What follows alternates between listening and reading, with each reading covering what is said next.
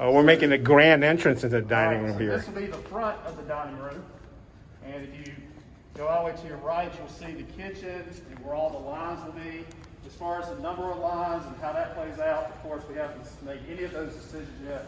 As you can see, nice size kitchen area, and then huge dining room.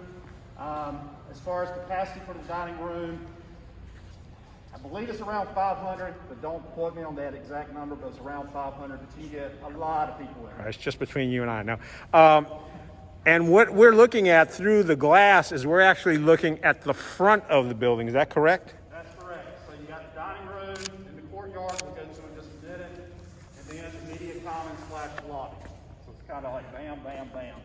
And if you think about it again, athletics, dining, arts, academic. So here we'll have your standard cafeteria tables, probably a couple of high top or a few high tops. You can see on the sides there are little Genius bars where kids can work, charge their computers and hang out there. Just a lot of space and a lot of room. And then, So it's not just a cafeteria, it's pretty much a multi-purpose room as well. Correct. Well, let me ask you this question. Northwood, when they've had to have their senior dances, they've gone outside of the school. Do you see possibly somewhere in the future that this place could accommodate it, or is it could easily accommodate for a dance? More than enough space, and we do have places where we'll be able to store cafeteria tables whenever we have things like that. Fantastic. And then behind you is our courtyard, and students, the plan is, and it's just a lot of mess again because of construction, but the plan is to allow students to eat outside. And so we would put picnic tables, benches, and those type things in this area. You can see, and I'm holding the door because I don't know if we can get back in, but you can see there's quite a bit of space in this area.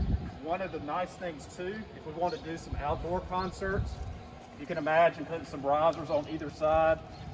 There's a set of double doors there, pretty large size double doors. You can bring risers or chairs and those type things.